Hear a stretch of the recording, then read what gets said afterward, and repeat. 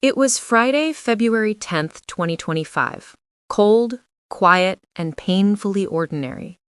For 8-year-old Kim Ha-neul, it was just another school day. She woke up before sunrise, slipped into her uniform, and left home holding her backpack and a half-eaten toast.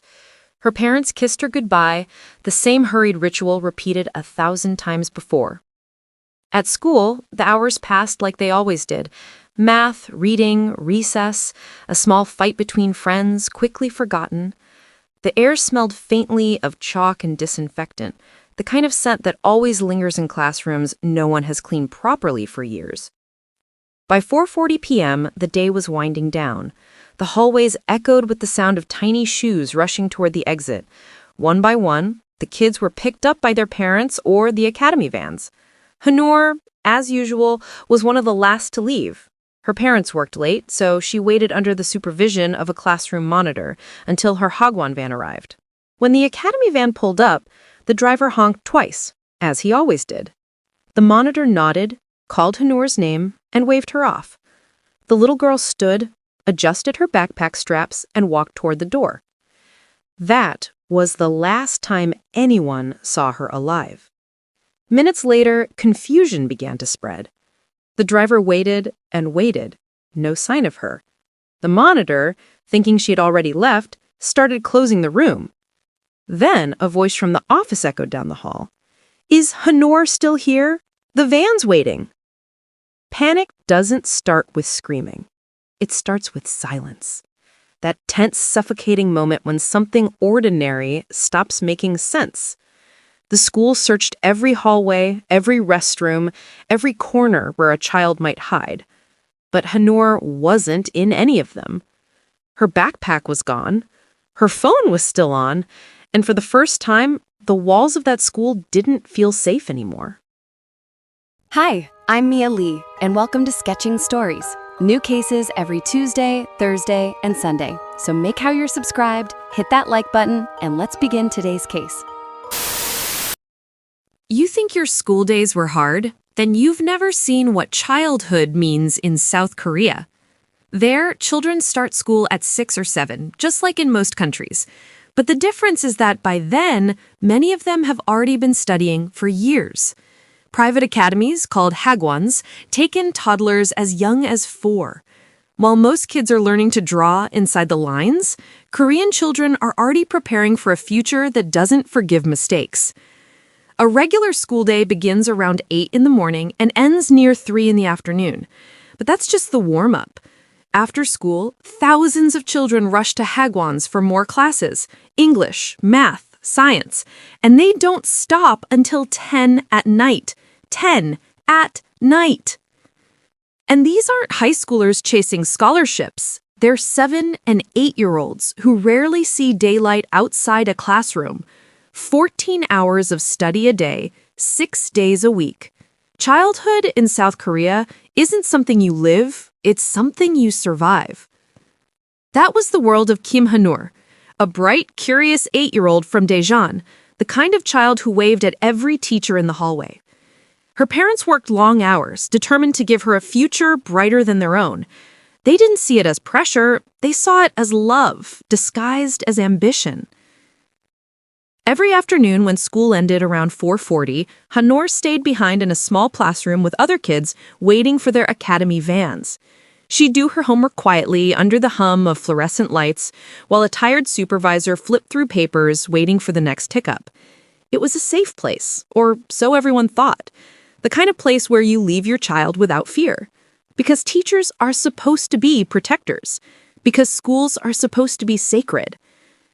That February afternoon began like any other. A half-empty school, a girl waiting for her ride, and a van parked outside, engine running. No one knew it yet, but that would be the last time anyone saw little Ha-neul alive. And within those same walls built for learning, a darkness was already waiting, one that no textbook could ever explain.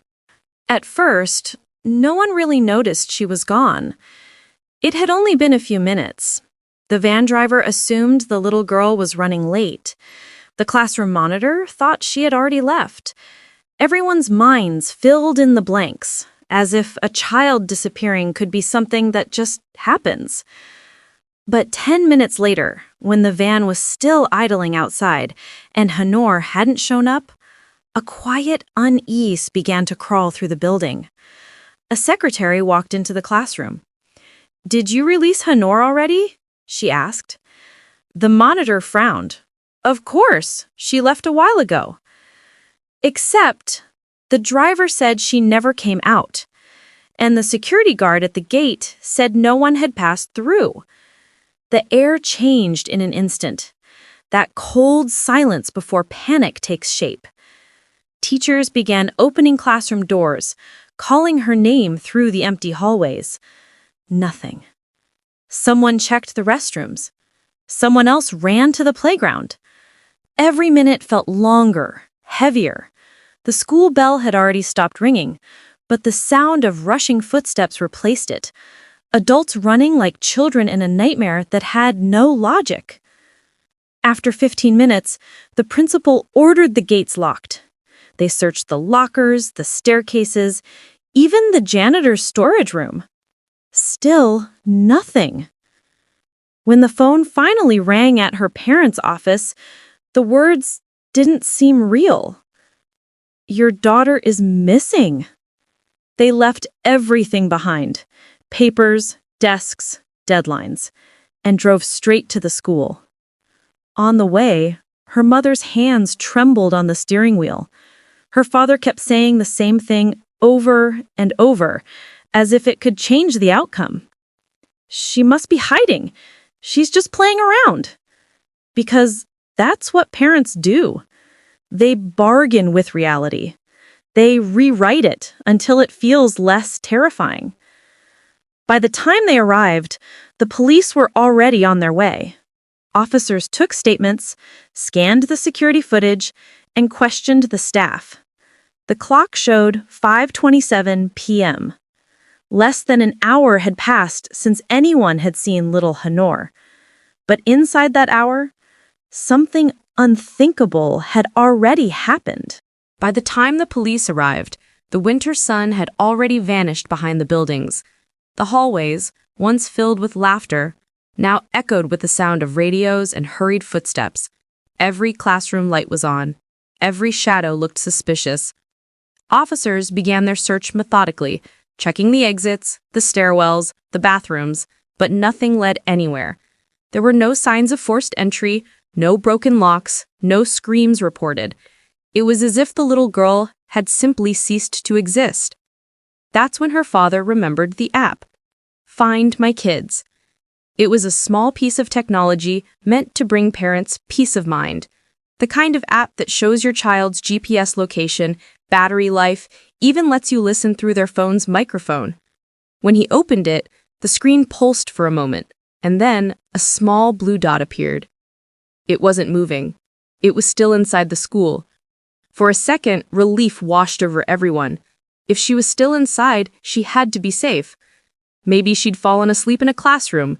Maybe she was playing hide and seek. But then they turned on the microphone. The first sound they heard wasn't a child's voice. It was breathing. Slow, heavy, too close to the mic. An adult's breath. Then came other noises. Drawers opening and closing, the faint rasp of a zipper, the creak of furniture being moved, and then silence. The officers exchanged looks. The parents froze. The GPS showed she hadn't left the building, but the signal wasn't precise enough to show where. Every second stretched like a lifetime. They began searching again, room by room, floor by floor. The parents followed close behind, clutching each other's hands as if that could hold the world together. Outside, the van driver was still waiting by the gate, unaware of what was unfolding inside. And somewhere within those same walls built to protect children, something dark was hiding in plain sight. The blue dot on the screen stayed still, and no one yet understood that it wasn't marking a location, it was marking a tragedy. They had searched every hallway, every classroom, every closet they could find, and yet, nothing. Not a single trace of her. The officers started to suspect what no one wanted to say out loud. Maybe Honora had been taken outside the school after all. But the GPS kept saying the same thing. She was still there. Inside. Somewhere between those sterile white walls and echoing corridors. It was Honor's grandmother who noticed it first. While everyone was focused on the main building, she wandered toward a smaller, dimly lit room at the end of a hallway, the old projection room. It was used to store audio-visual equipment, cameras, tripods, tangled cables that hadn't been touched in years. The door was slightly open. Dust floated in the air like tiny ghosts. Inside, it smelled like metal and mold. "Maybe she hid here," the grandmother whispered, clutching a flashlight she'd borrowed from one of the officers. She stepped in carefully, sweeping the beam of light across the room. Shelves, boxes, tangled wires. Nothing. Then she saw it, a large cabinet in the corner, the kind used to store projectors. The door was closed. She hesitated. Her hands trembled as she reached for the handle. The flashlight shook in her grasp, scattering light across the walls. When the door opened, the beam landed on something red. A woman, lying on the floor, motionless, soaked in blood. The grandmother gasped, stumbled backward, dropped the flashlight. For a moment, she couldn't even scream. Then, with every ounce of strength left in her body, she ran into the hallway shouting for help. Police rushed in within seconds. They stormed into the projection room, but by then, the door had been locked from the inside. "Break it!" one of them yelled. It took several men and a steel bar to smash it open, the sound of the door splintering through the school like a gunshot. And what they found inside would haunt every person who saw it. 2 bodies. 1 adult, 1 child, both drenched in blood. The floor was smeared with red handprints, as if someone had tried to crawl away. A small pink backpack lay beside them, torn open, notebooks spilling across the tiles. The woman, later identified as Ewan, a 48-year-old substitute teacher, was still breathing. Barely. Her wrists were cut, but not deep. The child wasn't moving. Paramedics rushed in, their voices trembling as they worked in silence. They carried both to the ambulance, one fighting for her life, the other already gone. And as the sirens faded into the night, the realization began to sink in. The danger they'd all been searching for hadn't come from outside. It had been waiting inside the school all along. At the hospital, chaos met silence. Paramedics rushed through the corridor, their shoes squeaking against the sterile floor as the automatic doors slammed open. One stretcher carried a woman, unconscious but breathing. The other, covered in a white sheet far too small for such a small body. Little Kim Ha-neul had been pronounced dead on arrival. Dozens of stab wounds, neck, face, chest. Her small hands were cut, defensive wounds, proof that she had tried to fight back. The room went quiet when the doctor delivered the words. Her parents collapsed, screaming the kind of sound that doesn't come from the throat. It comes from the soul. Her mother tried to reach for the stretcher, but the nurses held her back gently. There are no words for the moment when a parent realizes they're leaving the hospital without their child. Meanwhile, in another room, the woman found beside Ha-neul was stabilized. Her name was Julian Myeong, 48 years old, divorced, a veteran teacher with over 20 years in education. She had shallow cuts on her neck and wrists, not deep enough to be fatal. A failed suicide attempt. Detectives didn't wait for her to recover fully. They needed answers, fast. If someone else was involved, if there was another threat, they had to know. So they entered her room. 2 officers, a recorder, a translator. Myeong's eyes were open, staring blankly at the ceiling. The lead investigator spoke softly. "The little girl you were found with, she didn't make it." He expected shock, maybe tears, maybe silence. What he got instead was laughter. At first, a faint chuckle, then a full, sharp laugh that echoed through the sterile room. It wasn't hysteria. It wasn't relief. It was joy. The officers froze. One of them whispered, "What's so funny?" Myeong turned her head slowly, her voice calm, almost sweet. She said, "Because that was the plan. I didn't want to die alone." The words hit like ice water. The officers stared in disbelief. The woman in front of them wasn't crying, wasn't trembling. She was smiling, her pulse steady, her tone polite, as if she just explained a personal inconvenience, not a murder. And that was when everyone in that room realized this wasn't about revenge or rage or impulse. It was about despair, cold, deliberate, weaponized despair. Myeong had decided to end her life, but she wanted company, and that company just happened to be the last child left in the hallway. A tragedy born not from hatred, but from emptiness. And somehow that made it even more terrifying. Before that day, John Myeong was not a monster.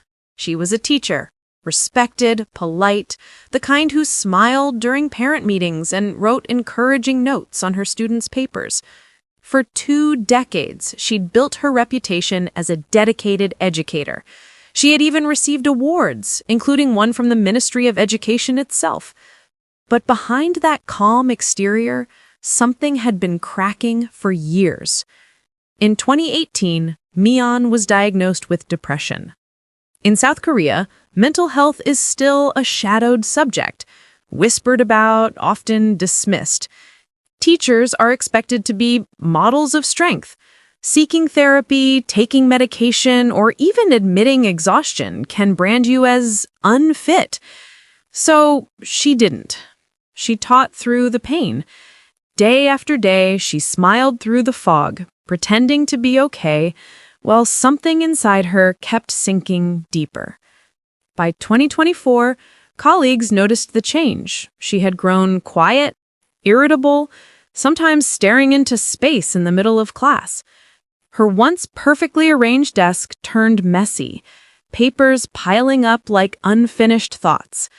But in a culture built on endurance, people mistook her silence for professionalism. That December, she requested medical leave, 6 months away from work. Her psychiatrist supported it, but the school board didn't. After a brief evaluation, another doctor claimed she only needed 20 days to rest and recover. 20 days to fix 6 years of untreated despair. She returned to work carrying the same weight she'd tried to put down, only heavier now, because she knew no one was really listening. And then came February 6th. Another teacher found her crouched alone in a dark classroom, crying quietly. When the woman tried to comfort her, Myeong snapped, grabbing her by the arms, twisting them behind her back, and pressing her forearm against the woman's neck. It took 3 teachers to pull her away. She was suspended for a few days. No police report, no psychiatric reassessment, just a warning. 4 days later, she bought a knife. Looking back, it's easy to ask why no one stopped her, why no one saw the danger. But the truth is that she didn't look dangerous. She looked tired, invisible. Maybe that's what makes this story so haunting. It isn't about rage or revenge. It's about a system that rewards silence until silence turns violent, in a world that refuses to see broken people until they break someone else. On the morning of February 10th, 2025, John Myeong woke up with a plan. It wasn't clear, not even to her, but it was there, dark, heavy, and waiting. She left her apartment during lunch break, walked into a small convenience store near the school, and bought a kitchen knife. The clerk remembered her because she looked so calm, so polite. A middle-aged woman buying groceries, nothing more. At 4:40 p.m., when classes ended, 8-year-old Kim Ha-neul was packing her things to leave. She was always one of the last kids in the building, the van from her academy arriving just before sunset. That afternoon, the hallways were almost empty, just the echo of small footsteps and the sound of papers being stacked by tired teachers. That's when Myeong saw her. It's likely the two had never spoken before. Myeong wasn't Ha-neul's teacher. She had no personal connection to her, no anger, no reason. But to a woman standing on the edge, the child was something she could never be again. Innocent, unbroken, alive. "Do you like books? I have one you'll love. Come with me, I'll give it to you." Ha-neul followed, because children are taught to trust teachers. She walked with her into the projection room, unaware it would be the last place she'd ever see. Inside that small, cold room, Myeong locked the door. What happened next lasted minutes, but it would scar an entire nation. The woman stabbed the little girl repeatedly, face, neck, chest, until her body fell silent. Then she turned the knife toward herself, pressing it against her own throat and wrists. But she couldn't finish. The wounds were shallow, her hesitation deeper than her despair. When police later questioned her, she spoke with chilling calm. "I didn't want to die alone." There was no hatred, no history, no logic. Just a woman drowning quietly for years, and a child unlucky enough to be standing in her reach. The trial of Jeon Myeong began in September 2025. For months, South Korea watched in disbelief as the details of the case unfolded. The randomness, the brutality, the sheer absence of reason. The prosecution demanded the death penalty, the maximum sentence allowed by law. But in South Korea, no one has been executed since 1997. The country keeps its death row frozen in time, a space between justice and mercy. In October, the court delivered its verdict: life imprisonment. The judge described her as a continuing threat to society, noting her complete lack of remorse. During the hearings, Myeong spoke calmly, almost bored, as if the trial were a formality she had already accepted. When asked if she regretted her actions, she replied, "No, I was lonely. That child was simply there." The room fell silent. Even the reporters stopped typing. Outside the courthouse, crowds gathered with white flowers and small plush toys, symbols of the child they had never met but somehow felt they'd lost too. Parents hugged their children tighter that week. Teachers looked differently at their students. And across South Korea, a nation obsessed with academic perfection began to question what it was costing. At the front gates of Ha-neul's school, mourners built a sea of tributes: drawings, dolls, handwritten notes. One read, "You deserved a world with more kindness, not more homework." Even members of the K-pop group IVE, Ha-neul's favorite, sent a wreath of flowers to her funeral. Her father had said she dreamed of becoming a singer, that she sang along to every IVE song in her bedroom mirror. Her dream ended inside a classroom. But her story did not. The public outrage led to a government proposal, the Kim Ha-neul Law, allowing the suspension of teachers deemed mentally unfit to work with children. Supporters called it necessary. Critics called it dangerous. They feared it could turn mental health into a stigma again, forcing teachers to hide their struggles out of fear of losing their jobs. And maybe that's the cruelest irony of all. The same silence that created the tragedy might now be used to justify more silence. Because thousands of teachers suffer quietly every day. Thousands of children walk into schools trusting they're safe. So tell me in the comments, what do you think about the proposed Kim Ha-neul Law? Do you believe it could protect children? Or will it just silence teachers who need help the most? If this story shook you, wait until you hear what happened to a young influencer who vanished without a trace and was found in one of the most unbelievable places imaginable.